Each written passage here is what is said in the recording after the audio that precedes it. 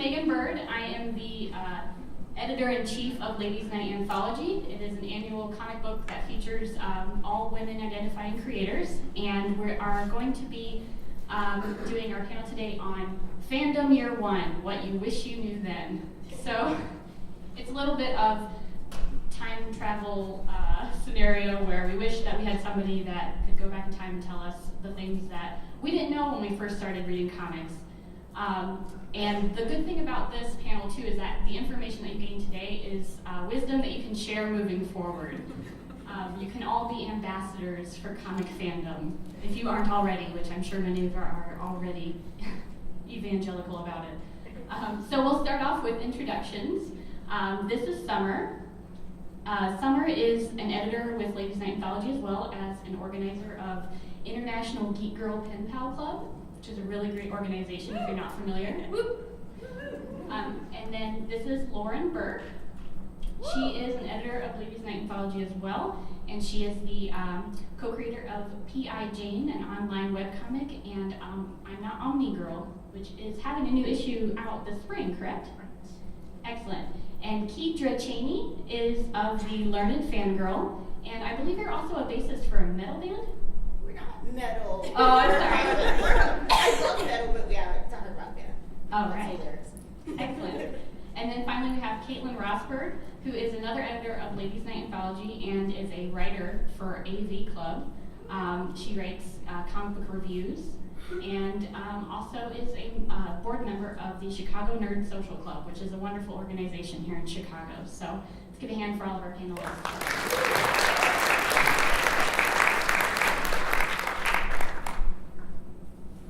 So this is how you guys can find us. These are all of our Twitter handles, our websites. I'm going to put this up at the end too. Kind of went out of order. Sorry. All right, so we're going to jump right into it. Something that we did before we got started is we handed out flyers that look similar to this picture up here, but poorly printed. Thanks to my work printer. It's free, can't complain. So what we want you guys to do is you are going to help us create comics. We have these little flyers on the table, have a blank spot, and you guys can all fill it in with your own Fandom Year One tip. It can be something really simple, like don't read this run of Spider-Man, or definitely read Sandman as soon as possible, or don't let anybody tell you what to read. It can literally be whatever you want. And we're going to be giving our own tips throughout the panel as well. And at the end of the panel, we're going to collect your tips. And then we are going to take them to some of our Ladies Night Anthology artists, and they are going to illustrate some of the tips. We're going to compile them into a zine and sell it at Chicago Zine Fest. So if you didn't think making comics was easy, now you do. We're doing all the work for you. You just have to, provide the content or whatever. So that's what those flyers are for. If you did not get one because we ran out early, just throw your suggestion on a piece of paper. We're not going to actually include these handwritten notes as part of the theme. We're going to transcribe them anyway.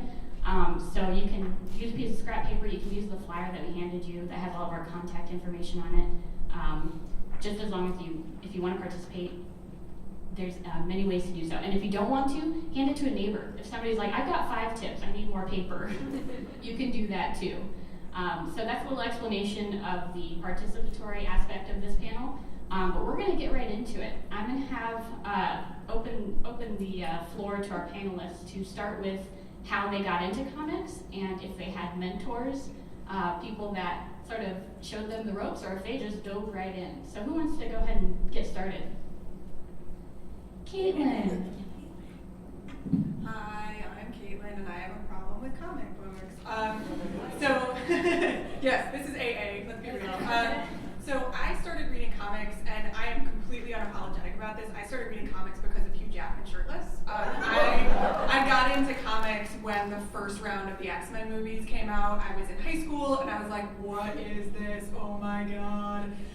So my dad bought me the Ultimate X-Men Volume 1, which came out the Christmas after the first movie did, and I kind of just fell further and further and further. And my dad had read comics when he was a kid, but he, unfortunately, his mom had sold all of his comics when he was away. So I didn't really have any guidance, and unfortunately, my experience in my first comic book store was less than positive. So I ended up just kind of buying stuff on the internet for a really long time and being a fan all by myself.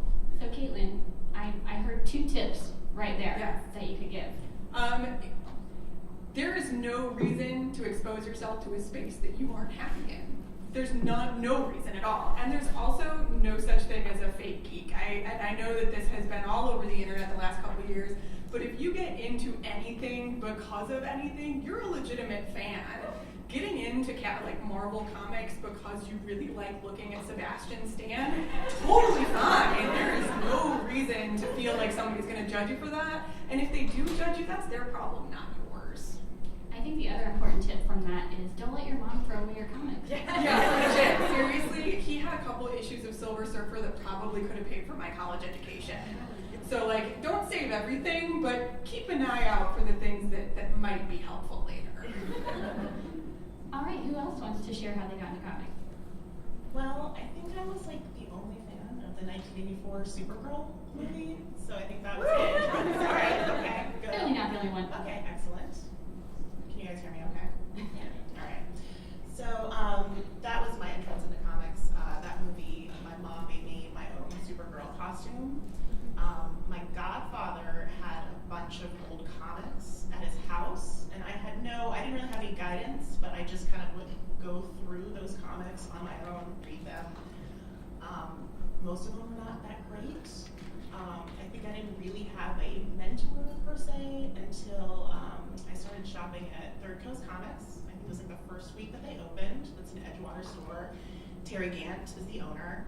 And I walked in and I had been sort of buying comics just like, just running into a shop, grabbing something off the shelf that looked cool, and then running out. And then I finally went up to the shop owner and was like, what is good? Here are the shows that I like. Here's all the TV I like. Here are all the movies that I like. What can you recommend for me? And he's an awesome shop owner. Highly recommend Third Coast because he gave me a lot of just judgment-free, recommendations. All right, so I think talking to the retailers is a good tip for people that are starting out as well. Don't be afraid to talk to the retailers. They don't bite. Let's see if I can make her cry, but I'm going to say Caitlin Rosberg was my mentor getting me into comics. So I was pretty much in denial about liking comics for a very long time. I, read Archie when I was little, and I loved the old Burton Batman movies and, Dick Tracy growing up. And I was kind of in denial that these had anything to do with like comic book stores because they kind of had, as a female, like this kind of stigma about it. Like I feel like I probably won't be safe there, and I wouldn't even know how to begin getting into actually reading comic books. And then Caitlin was like, you should probably come to this Ladies Night group that I attend. You'd really like it. And I was like, I don't know, Caitlin, I just don't know about this. And she's like, no, seriously, come for it. It's 2 hours of your life. What are you gonna miss? And I've been going every month since, and have really, giant piles and boxes now. And I'm gonna blame Caitlin. And she was really instrumental to be like, you like these things. Let me loan you some of my books. Let me tell you what you should probably start reading. And I thank her for that. Thank you, Caitlin. I prefer credit over blame. But legit, like if you need recommendations, you probably have a friend somewhere that will give you one. That's summer. For those who don't know, Ladies Night's been going on for 4 years. So that's a long time to be coming to Ladies Night every month. It's the first Wednesday of every month at Graham Crackers Comics in downtown Chicago. It's welcome to all lady identifying participants, new fans and old. But I will say too, as soon as you said how you got into comics, share your love of comics was the tip that came up. So clearly this is a contagious hobby. So definitely share it with your friends. And Keidra, how did you get in? So the year was roughly 88, 89. I was really big into Norse mythology at the time, reading a lot about it. And I'm on the far south side of Chicago, so like I had no clue what a comic book store even was. But I loved Thor and I loved Norse mythology, and the drugstore And from there, I got into the marketing universe and met friends, usually friends on my blog, who were also into comic books and into lore, and we would do trades. So without having access to an actual store and basically getting stuff from the drugstore, I basically got pulled in based on what I had access to, which was Thor, which was X-Men, which was a very Marvel-oriented drugstore. Now that I think about it. So this was like pre-internet. So a lot of what I ended up learning, I think like the big tip that I would have is like the tip that my mentors gave me, and they didn't know they were mentors. Like, these are dudes. These weren't, this was, a long time ago, comparatively speaking, where this whole idea that dudes aren't welcome to girls who are interested, and I didn't have that experience growing up. At least the guys that told me like if I needed to learn more about like the Gotham man-killed storyline of X-Men, and we didn't have it, but my friend's older brother had it. We could get access that way, and he would read it and tell me what happened. And so that whole idea of filling in gaps of knowledge, not necessarily in a I know more than you way and I'm gonna school you dumbass, but in a way of just letting people who may be getting their access to entry might be different than yours, and kind of being a friendly guide, answering questions and filling in those gaps of knowledge was just amazing. And I forever grateful for the older boys on my block who saw fit to open their gaps of knowledge, or open their knowledge to me, and then I could then pass it on to the other kids on the block. So that was I think that human touch, especially now since you have so many official ways to get to know other comic fans, but honestly just making a friend and talking to a friend about it was the way that I got into things. And then later on, when I started getting into manga and I started reading a lot of manga, I was able to kind of pass that knowledge down to other people who didn't necessarily read the comics when they were first available in the US. And so it's just that idea of making a friend and passing it down, not in a judgmental way, but just in a kind of hand-holdy, we're all in this together, we can learn from each other kind of ways that everyone should laugh out.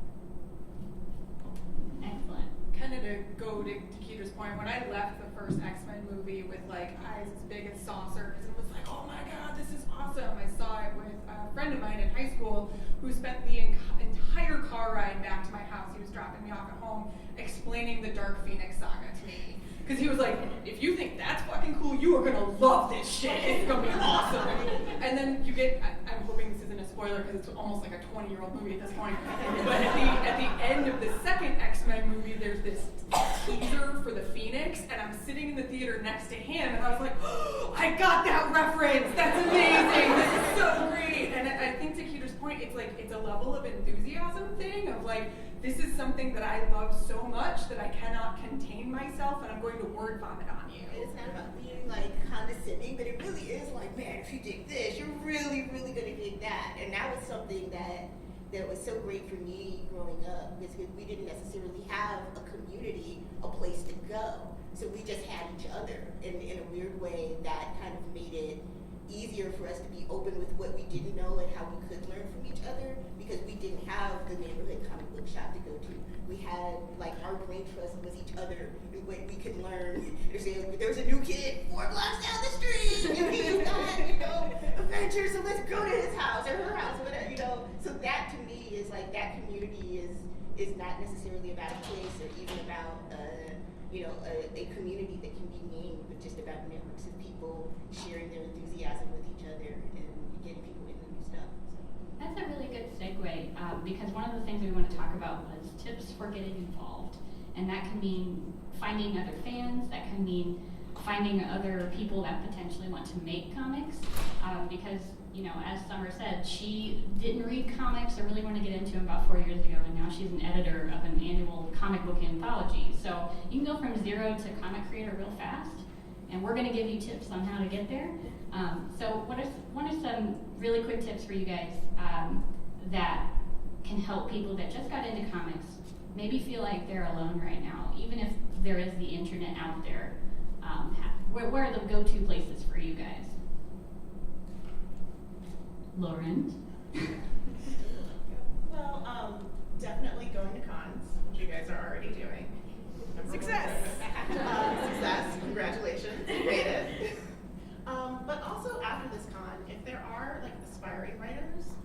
aspiring artist, talk to each other, connect, go out to Artist Alley, just talk to people. Just give them an elevator pitch. You don't want to take too much of their time, but just, see where their head's at, or see who's looking for someone to work with. But that's how I started. I started going to comic book shops, I started going to cons, and just talking to people, getting to know people, seeing who they knew, who was open to looking for work.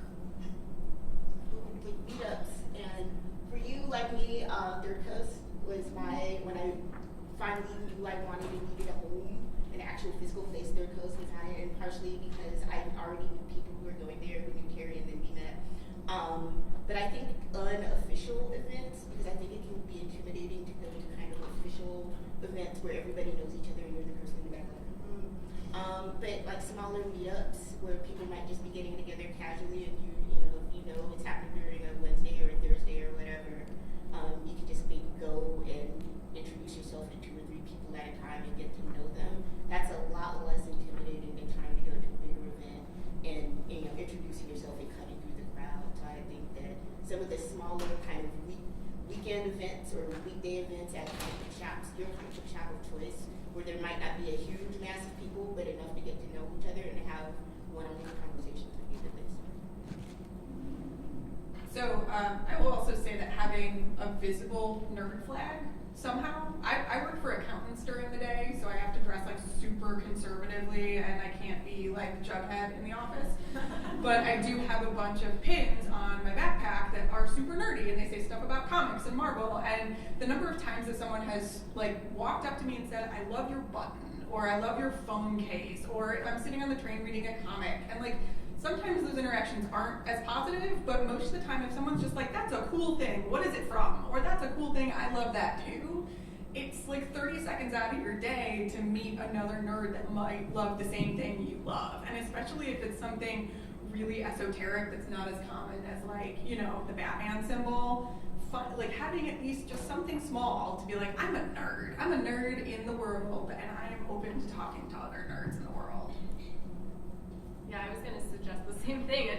On the other end, don't be afraid to go up to someone who has a cool pin and be like, "Oh, you like this thing? I like this thing too," and maybe you'll find a new friend out of it. Also, like social media, especially in the modern era, can be both like a good and bad place to find people that like the same things. But especially if you use like Twitter or something like Facebook, you're going to find a lot of people maybe just putting out queries of your own friends, just like, "Hey, I really like this thing. Does anyone else like this thing?" Or using hashtags on Instagram or Twitter, things like that. That's a really good point too. I actually kind of read comics in a bubble for a really long time, even though I had friends that liked them. Yeah, I had friends that liked them, and it would be like the weirdest conversations of like, "I like comics too," and that's it. Like, you kind of be afraid to open up and say what you liked for fear of judgment, for fear of that reaction of like, "Oh, I bet you read Sandman because you're a girl." It's like, no, I like that, but that's not why. So I think that being online, oddly enough, I found that interacting with strangers on Twitter and Tumblr was a little more less intimidating than doing so in person, and then that led me to being more comfortable in in-person spaces. So do what suits you. There's no one way to get into it, and if you are comfortable in those spaces, reach out to the people that are on the fringes that maybe aren't talking to anybody else and came by themselves. You can be that person that says, "Hey, that's a cool pin," and get them involved. So those are all really awesome tips, guys. One last one. If you follow pop culture commentary blogs like Keidra, the Learned Fangirl, you will end up discovering that there's a whole community of readers that they might not be into exactly the same things you are, but the likelihood is that it's people that are already pretty like-minded that want to have the same kind of conversations that you want to have. So if you have a blog like that you like venture into the comment section, like maybe tentatively at first, because you don't always want to read the comments, but sometimes you find a really cool place, and I can vouch. The AV Club's comic panel comment section is one of the least vitriolic I've ever seen on the internet. Like, it's crazy respectful, so like I will personally vouch for that one, but every once in a while it's worth just taking a look and who follows them on Twitter, who talks to them on Twitter. That might be a person you want to interact with. Yeah, great points. And also too, if you like reading about comics and have lots of thoughts, pitch some websites if you want to write a review. Websites are always looking for people to review comics and share. Yeah, for sure. Yeah, learn at Fangirl. Yeah, learnatfangirl.com. Please pitch.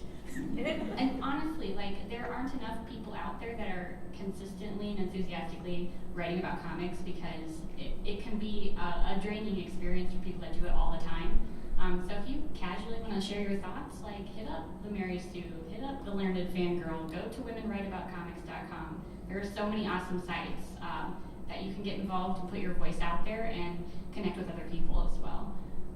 So now we've got a couple tips for how to put yourself out there, get in the community. Let's get into some nitty gritty of the actual physical world of comics. What are some tips that you have that you wish you had started a long time ago? And this could be things that are practical, organizational. They could be things such as donating comics, how you go about it. So one of the things I'm just going to throw out there, something you can actually do this weekend. Houchin Bindery, I think I'm saying it right, or it might be Houchin. They're a bindery that is here at C2E2 where you can take your comics and get them bound. It's a really great thing that I suggest if you are running into space issues, which you will eventually. If you're new, it's like, oh, great, I got piles of comics. It's not that big of a deal. When you have 15 short boxes, it's like, oh, God, I'm carrying these around everywhere. So what are some of the collector or reader tips that you guys have? Trades are cheaper, but they don't have all of the material most of the time. It took me like 3 years to realize that I had a bunch of trades, that it was missing entire issues, like you don't get the back matter in trade paperbacks. So yes, they're cheaper, they're generally easier to store, but if it's a book that you really, really love, you're probably missing content. And I really wish someone had told me that. Start a savings account. Yeah, comics are expensive. No one told me that. I remember when I first started, going to Ladies Night, and Caitlin and Megan were talking about their to-read list, and they're like, man, I got a whole short box full of comics I still haven't read, like my stack's like this big. I was like, you guys are crazy. How do you not have? And they're like, guys, I got there. I don't have enough time in the day to read all these comics, and I have a whole short box full of comics I have yet to read. So one of the things I ended up doing, which if you're like me and have that, is that I went through that box and said, okay, I prioritized what I wanted to read and which my favorites were, and then was able to go back to the pull list and be like, okay, these are the ones that I haven't read it in a year. I really want to read it, but if I haven't read it in a year, I can probably trade weight it. So let me go ahead and pull that off and save a little bit of money there, so I'm not just. Well, I used to be a librarian, and I wish I would start cataloging my comics, especially the ones that are worth something. I moved recently, and yesterday I was in my basement looking for something, and I just started pulling out all these boxes, and I just had old, Bronze Age Supergirl and all these old Lois Lane comics, and I was like, oh my god, I didn't even know I had this. And so yeah, I just started putting them on Goodreads and just trying to organize them in a way that makes sense. But yeah, I have a basement just full of nonsense right now. If So, you need software catalog. suggestions, come up to me at the end, because I actually just discovered I had something for my trades and my fiction and nonfiction books, but I couldn't find anything I liked for my floppies. And I found something that it's not free, but it's not expensive either. And they actually have an app that you can scan the UPC and it will pull stuff up for you. So yeah, oh my god, life changer for me. Also, you can get rid of stuff. I just donated my first box of stuff this year. I've been collecting floppy comics for 7 years. And I was like, I don't have space for my husband anymore. Not that, that's okay though. And so I just, I made a short box, and I ended up, if anyone's interested, the organization is called Operation Gratitude, and they send comics out to soldiers that are overseas. And they make these nice care packages with a bunch of other stuff, but it's a really easy way, and then they can, sadly I think, but they can use the comics either for recycling or fire or whatever they need to out there. So it's something that the guys really appreciate, and it's tax deductible, and all you have to do is pay for shipping, and they'll take care of everything else. You can use the flat rate media boxes. So Operation Gratitude is a great place, because I have discovered that a lot of the other organizations that say they'll take comic books don't really want to.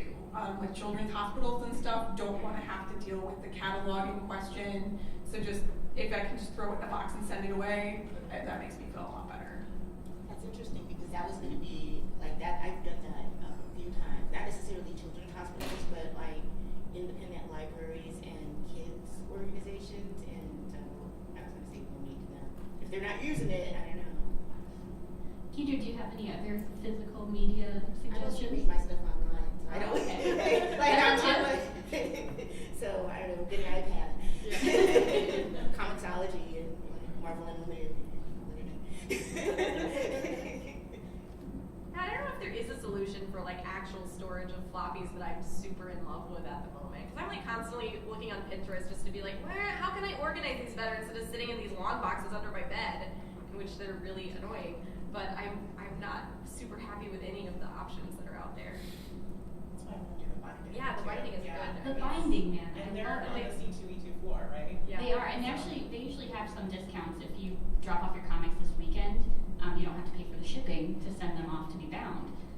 So it is a little expensive to have them bound, but it's no more than, say, buying a hardcover collection, and you're putting to use the comics you've already invested in. It looks cool. It does look really cool, too. You can do custom covers. She showed us her excellent looks. It's true, I got some done. One other tip that I'm going to say that's, because I know that as far as how you read your comics, it's a personal choice whether you want to do digital trades, floppies, whatever you do, even if you're reading trades, to pre-order your comics whenever possible, because a lot of these books live and die by their pre-orders. And for an average big publisher comic, it needs to sell about 30,000 a month to be viable. So if you're one of those people that's like, yeah, I'll see how it is, if it gets canceled, it's your fault. Honestly, though, I know, pressure. we don't all have money to burn, but if you really care about something, pre-order, especially if it's indie published, creator-owned. So now we've gone over the physical media and organizational tips. Let's talk a little bit about creator tips. So say you want to become a creator and you don't know where to start. Let's hear a couple tips from you guys, because you guys have all been involved in various publications. Well, I will say for my day job, I'm an acquisitions editor, and after this panel, I'm going to go through Artist Alley with 2 of my coworkers, and we're going to start looking at portfolios and just trying to find some artists. If that happens to you, if you're an artist who's in Artist Alley and someone comes up and they're interested in your work, be polite, be respectful. I can't tell you how many also really awesome artists that I've met who then will email 17 times a day and call. So don't do that? Don't do that. But just try to establish a rapport with them. Get your portfolio in order. Just say, I've also been on the jury for a lot of comic shows and whatnot, and I've actually had napkins or just drawings on just little scraps of paper. Sometimes they're awesome, but again, sometimes I have to look through 50 portfolios. So get it in order, make it concise. Let's say 10 pages max, and make sure all of your information is on there. There's also been a lot of artists that have given me websites that are no longer active, or just Twitter handles, not their full names, and they're like, how do I find you? It's a simple tip, but it happens more often. Yeah, as the editor-in-chief of Ladies Night Anthology, I go through a lot of submissions, and reading the instructions before submitting is the #1 tip I can give you if you want to be a creator, because nothing puts off an editor more than somebody who just, even if your enthusiasm is getting the best of you, if you did not follow the simplest of instructions, say filling out your name and your contact information, you're already down on my list. You got to be amazing to get past that hurdle of you didn't take the time to read the carefully prepared instructions we have everywhere on our website. So definitely, if you're going to submit to a publication, check out their website. It's my tip. If you, especially, I hear a lot from writers, because if you're an artist, you can have a portfolio, you can have a website or a binder binder that features your work. If you are a writer that wants to work in comics, it's infinitely more difficult to like figure out a way to be like, here's my 30-page spec script, you know, like it's not quite as easy. But if you are interested in finding someone to partner with, there are a lot of spaces online that you can find. There's some great groups on Facebook, Women Creating Comics. There's local comic creator groups that you can join if you'd rather meet up with someone in person. Kelly's Due to Comics started a hashtag I want to say like a week and a half ago, 2 weeks ago.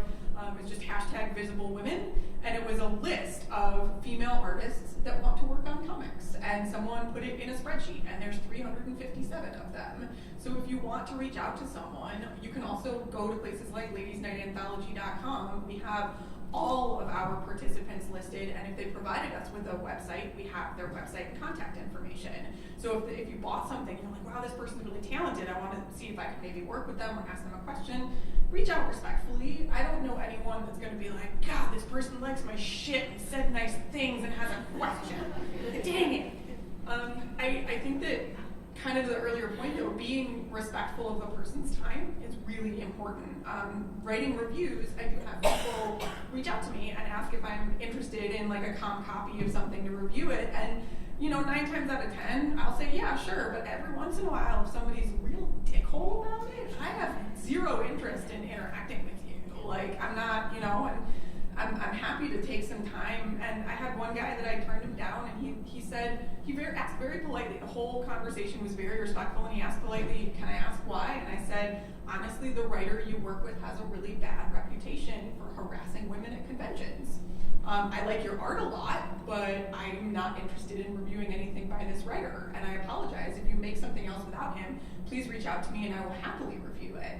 But that's another concern. If you do a quick Google of somebody's name and something comes up with a negative experience or something like that, you might want to think about that. Or, also reading in a bubble. I kind of envy some people that don't know how awful some of the creators they follow are. Seriously. I mean, not to like point out names, but like Orson Scott Card, man. I was so disappointed when I found out he was Crazy Balls, and I was like, gosh, now I can't wear this Ender's Game shirt. Like, I still love that book, but man, I wish I didn't know. Yeah, mine was Will Shetterly. I found out later that people call him Will Shitterly because he's such an asshole. And I'm like, damn it, there goes like my 13-year-old self loving his books. So it can be a bummer to get deeper into fandom and learn that people whose work you really respect are kind of buttholes in real life. And that's the first That's time one of to the things. separate. Yeah, one of the things about I think social media in general is that you learn way more about people's personal lives than you ever probably wanted to know in the first place.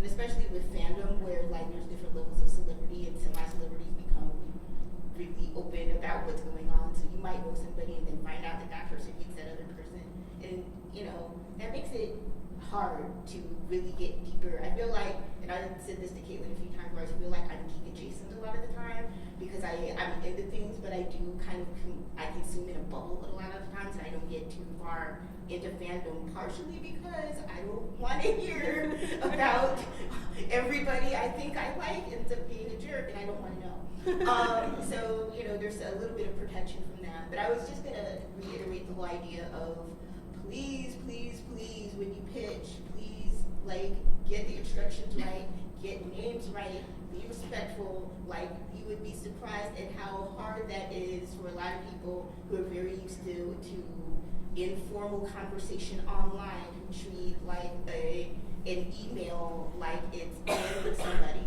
So just know the difference between DMing somebody and saying, hey, what's up, and actually sending a pitch or sending a submission via email as a professional, because there's a big difference. It's a short, it's a small-ish community in a smallish city. Just know who you're talking to and get the name right, get your name right, and put your whole name in, and get all that information. Like, you're not necessarily like you're looking for a job, but just at least treat it with a little bit more of that respect as opposed to just sliding into somebody's DM.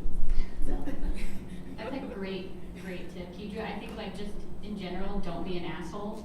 Whether you are trying to be a creator or you are just a fan towards creators or other fans, don't bring that to the table. You don't want to be that guy.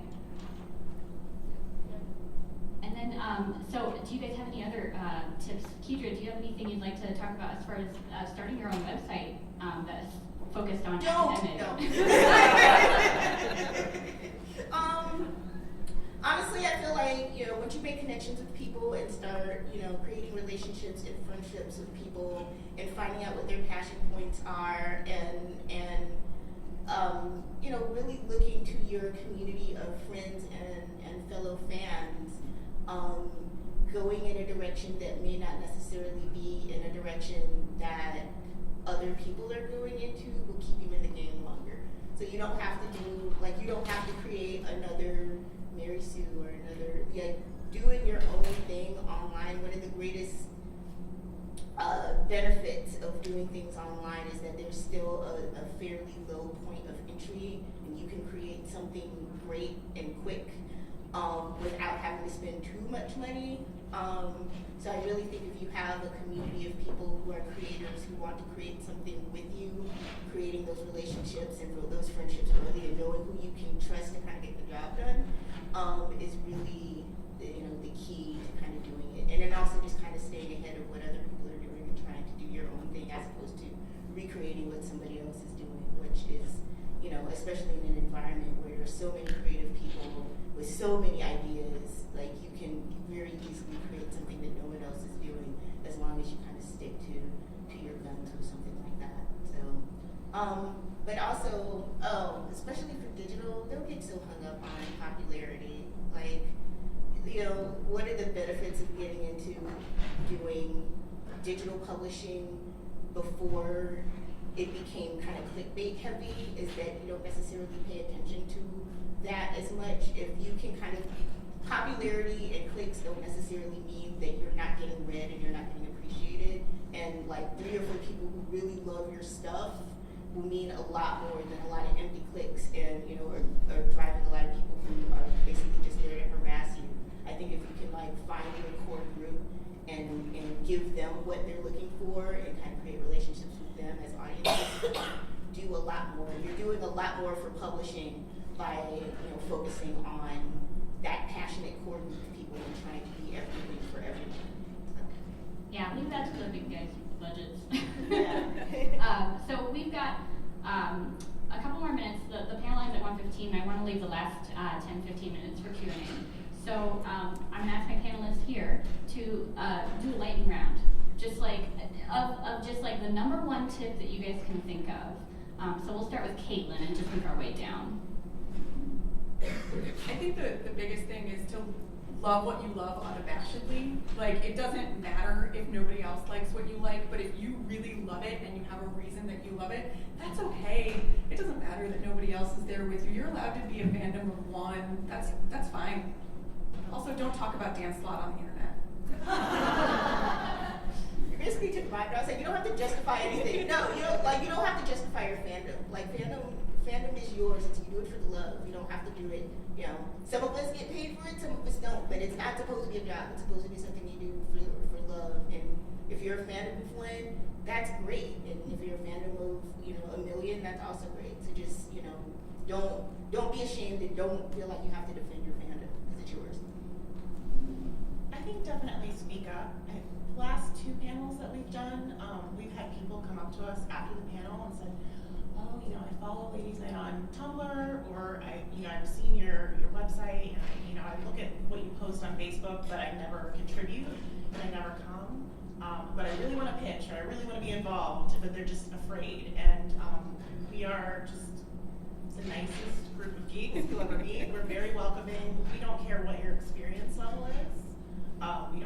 We don't care. We welcome you to our group. So just speak up. And if it's not Ladies Night, I'm sure you guys can find a group that's similar or start one. We've had actually a couple at ComicCon.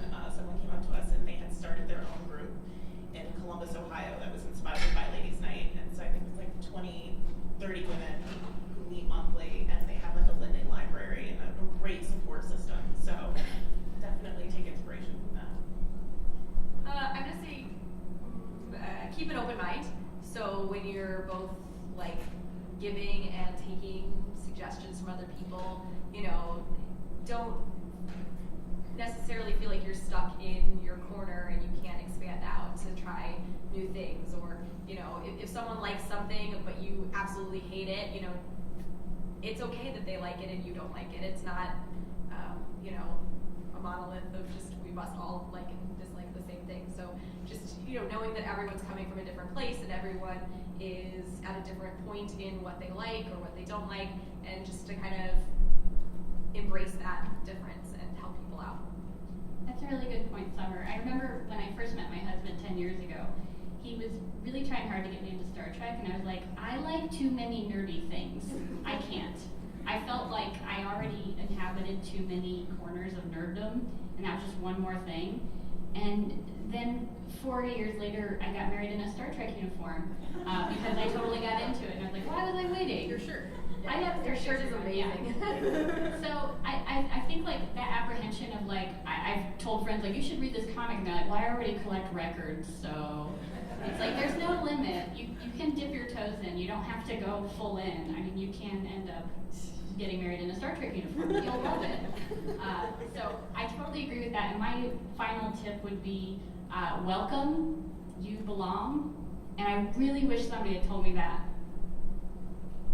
So I really thank you guys for coming, and sorry I don't want to get emotional, because I was just like, I read comics by myself for so long, and I was just like, nobody said, hey, welcome to the club. So thank you guys, and also thank you so much for attending a panel that is inhabited by all women identifying people that's not about women in comics. Because there aren't many of those still. I mean, there are plenty of women out there that are reading comics, but our focus and our voices are still so much about like, what's it like reading comics with a vagina? And it's like, that's not a thing. Like, it's no different. That doesn't, dictate all of our experience. So we're super excited to be here representing Ladies Night Anthology, but also just talking about something besides being a woman in comics is pretty fantastic. So now that it is almost 1 o'clock, I'm going to remind everybody to fill out your tips for Fandom Year 1.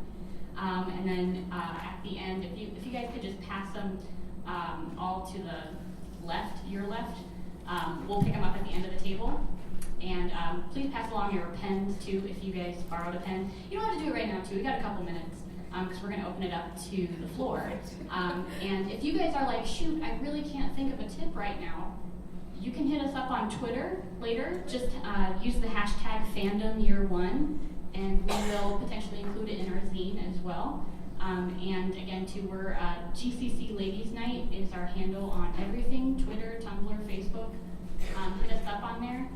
But now we're going to open up the floor to questions or things that you guys think, oh shoot, you guys didn't cover this, and this is a tip that everyone needs to hear. Yes, please speak up as well, because we don't have like a come forth to the microphone. So my question is for Caitlin. Yes. By the way, you guys have all done fabulous, so congratulations to all you guys being awesome. I see you're wearing Jughead. Yes. That's great. I've been a long time Archie fan, and I want to know, what do you think of the new Archie? How you think Archie has stayed so relevant through so many years, and what recommendations do you have for someone who loves Archie? What other comics to read? Okay, so first I'm going to tell a very brief story. The first time I walked into a comic book shop, I was walking in to buy Frank Miller's The Dark Knight Returns because I was going to graduate school to write about Frank Miller's The Dark Knight Returns. And the guy turns and looks at me and says, oh, the Archie comics are over there.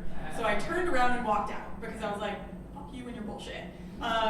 So I had like this really antagonistic relationship with Archie comics for a really long time because there was this assumption that because I was a girl, I was there for romance comics, and I was like, and I really love what they've been doing in like pretty much kind of like the last 5 or 6 years. I think partially because Archie is so under the radar as a major publisher, they've been doing a lot more experimental, interesting things than the other large publishers are. And I would include Image in that, by the way. Image is part of the big three. They are hiring mostly just established names at this point.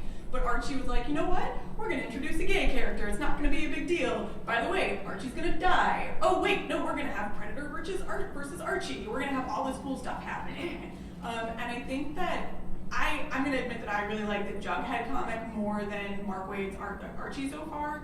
But I think that that's because Chip Zdarsky has like this really surreal sense of humor that really hits it for me.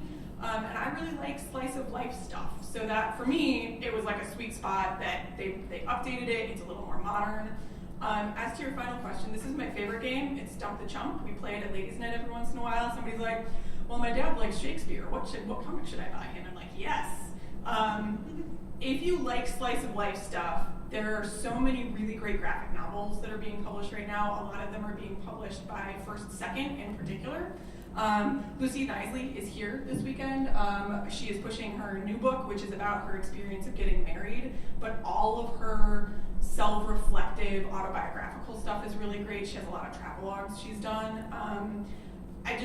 I think that Gotham Academy and Lumberjanes might also kind of fit into that. It's that like young high school, middle school, funky fresh time. But those would be my big ones. Also, they just announced that Gotham Academy and Lumberjanes are having a crossover. Yes. Yeah. Oh wait, yes, Kat is here. I'm sorry. Thank you, Lauren. Kat has worked on Lumberjanes, and I am a complete for knowledge like that. Super embarrassing. All right, who else has a question? Sir. Sorry, I saw somebody back there put their hand up. Sorry, put your hand back up. Okay, yes, you. So I've recently gotten into Jessica Jones and her origin story. I'd like to know more about her comics. Do you have any recommendations on her? Have you read, the question was, do you have any recommendations for Jessica Jones stories? Have you read Alias? Okay, so that is the first origin of Jessica Jones in comics. It's called Alias, not to be confused with the TV show, which is really confusing at the time because it was out at the same time as the TV show. But if you really liked the Jessica Jones TV show, a lot of the story plots are taken directly from that comic. And it's by Brian Michael Bendis and Alex Malif. Yeah. And it is fantastic. And there are about 4 volumes of it. And then you could also check out The Pulse, which is another book that had Jessica Jones in it. Not as good as Alias. Alias is like it's really adult. It's a Max comic, which is a more adult line underneath Marvel. So I highly recommend that. Does anybody else have any Jessica Jones recommendations? That's what I would have said.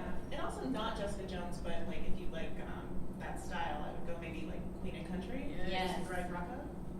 Basically anything by Greg Rucka. Yeah. Actually, like he has this habit of writing like really interesting, hard-boiled female characters, just in general. Yeah, Queen Country's great. Yeah. Whiteout is so much better than the movie was. Seriously, just read the books. So much better. All right, more questions. So, anybody on this side? No? Ruby? Yeah, be careful. Don't use the copyright just in case you make a mistake.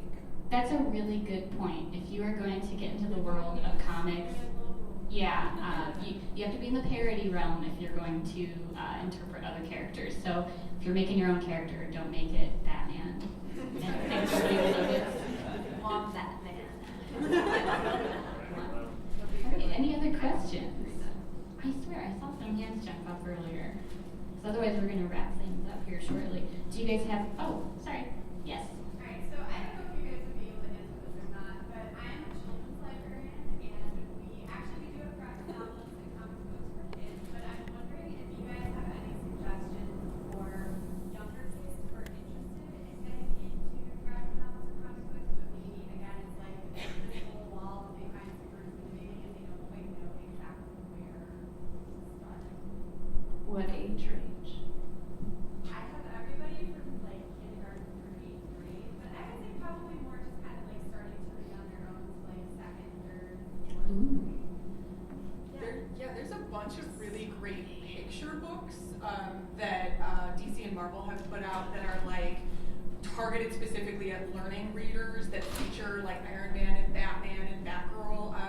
There's the new line of the superhero girl stuff that DC Yeah, is the doing. DC superhero girls that are just coming out. It's kind of really that like teen take on. Yeah, it's kind of like Bratz meets the DC ladies, and it's so like you can find really great picture books. I mean, graphic novels are essentially like scaled up picture books in a lot of ways, and I think that tapping into that like it's a character they already know kind of thing would help a lot. But there's a lot of children's books. Oh, I'd say too, even going outside of like the big 2, like Amulet is a really popular series for children that is sort of like the 3rd, 4th grade reading level.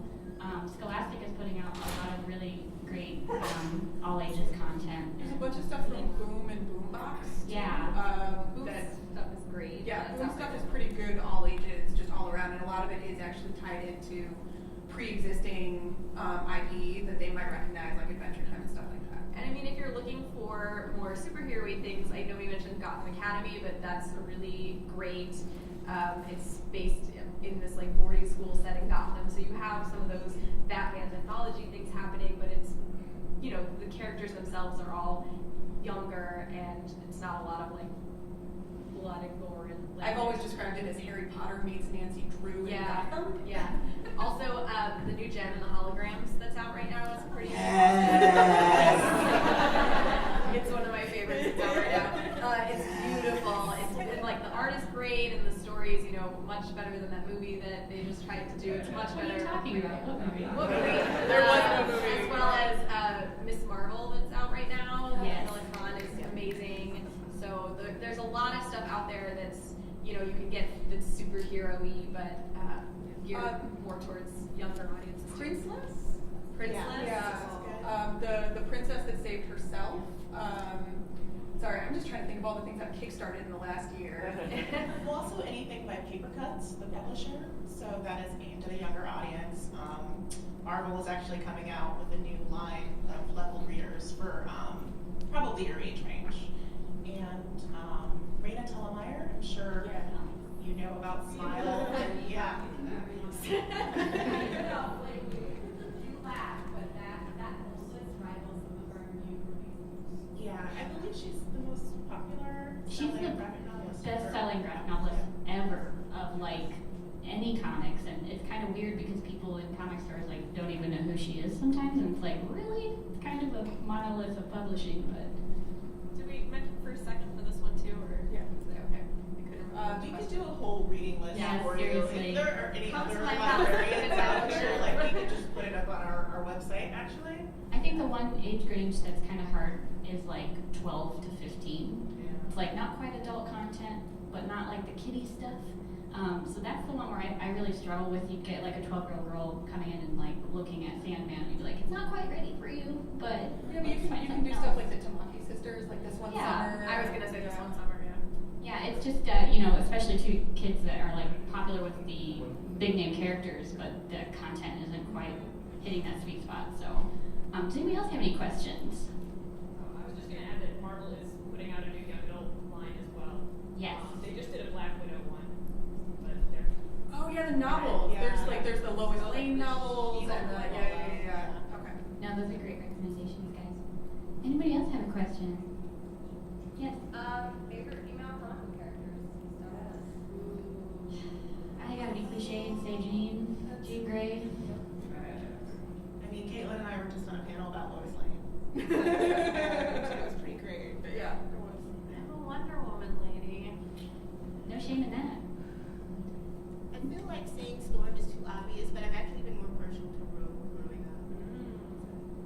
I want to go a little deep cut. Big fucking Barda. Do you like Bitch Planet? Oh, yeah. If you like Bitch Planet, you need to read like old school, like Kirby, like Barda stuff, because like she's just this monolith kicking ass and picking up her tiny husband and throwing him places. It's beautiful. It's not a second Squirrel Girl. Oh, yeah. Crap. Squirrel Yeah, Girl. no, for the record, I mean, my picture up there was also Squirrel Girl, but yes, Dorian Green, for sure. I saw a hand pop up over here. No? No. All right. Nope. Anybody over here?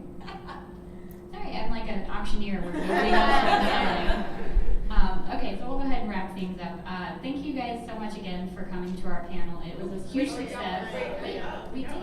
Where'd the hand go? There it is. Hello. Hey, sorry. I don't know. Do you guys have a favorite villain? Bad guy? I always loved Catwoman growing up. Like I made my own little videos when I was 4, and I could like switch between being Batman and being Catwoman. They are the most adorable things I've ever seen. They're on VHS too. I can't think of any right now. Harley Quinn for me. Megan's heard me say this, and she pulled Oh, no. her face when I said it. But Mastermind, the X-Men villain, yeah, she pulled that exact face. No, I get it. I'm not gonna judge. Yes.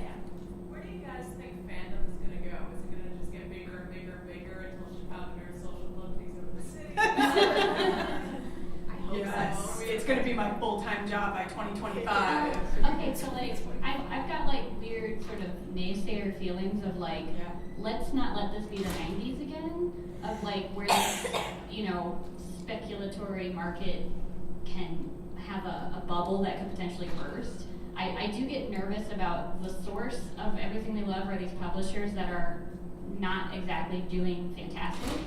They still have not reached their pre-90s level of sales. You'd think that comics would be selling like gangbusters right now, but they're really not. It's still pretty niche. So I think until like comics become more ubiquitous to young readers and catch the next generation, it might still kind of, you know, stay a niche thing, which I'd be fine with. But I want to see us grow more and more because that creates sustainability in the market. It creates more jobs for comic book creators. There's so many talented people out there, and there's so much content being created. And until we grow our audience instead of selling to the same people more stuff, it's not sustainable. So that's what this is all about. We just want you guys to get people to buy comics. Yeah, I was going to totally piggyback on that because I feel like there's, you know, you talk about income inequality, you've got the big ones and you've got the 1-2 people shops and have nothing in between. And it's going to be, you know, as fandom becomes more big media commercialized, and like, I forgot somebody said this a few months ago, that at some point everything in fandom is essentially going to be owned by Disney. And that's not that's a real thing. That's a real thing that can happen where like Disney becomes the, you know, the gaping maw that sucks in all that is genre and all that is fandom. And like, and even though we've got more and more creators, those creators aren't necessarily making money off of it. You know, we're all kind of going to the same space to get money and to get attention and to get an audience. And so there's got to be something in the middle. There's got to be something besides the big folks making tons of money, the little folks just grabbing what's left. So if we figure out an infrastructure that makes it possible for creation and for fandom to be something that people can actually make a living off of, you're just going to have more and more and more of that gap between the independent creators and the folks who are lucky enough to do it for a living. So I was also going to say, like, kind of for larger fandom, I think that in almost a good way, we're kind of losing sight of what fandom means because it is becoming more and more socially acceptable to be a nerd. Like, when I was 10 and someone said, I'm going to Comic-Con, I was like, oh man, you're gonna smell bad.